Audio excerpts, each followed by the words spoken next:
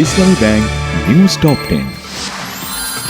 বাদ-জোহর সংসদ ভবনের দক্ষিণ প্লাজা ও রাজধানীর মানিক মে এভিনিউতে বেগম জিয়ার জানাজা।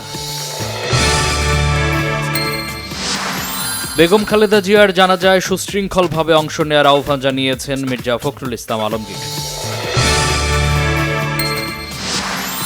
মায়ের কফিনের পাশে কোরআন তেলাওয়াত করলেন তারেক রহমান। বেগম খালেদা জিয়ার মৃত্যুতে চলছে 3 দিনের রাষ্ট্রীয় শোক। বেগম খালেদা জিয়াকে দেশবাসীর শ্রদ্ধা ভালোবাসায় তারেক রহমানের কৃতজ্ঞতা। পালন হচ্ছে বিএনপি ঘোষিত 7 দিনের কর্মসূচি। কেন্দ্রীয় সহ সকল কার্যালয়ে খোলা হয়েছে শোক বই।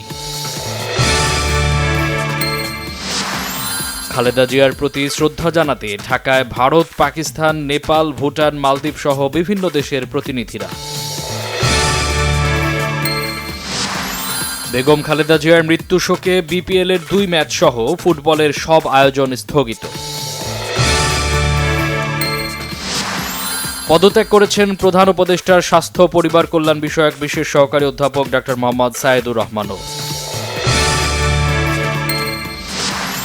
যুদ্ধবিরতির মধ্যে গাজায় ইসরায়েলের অভিযান নিয়ে ভাবছে না যুক্তরাষ্ট্র, জানিয়েছেন ইসরায়েলের প্রধানমন্ত্রী নেতানিয়াহু।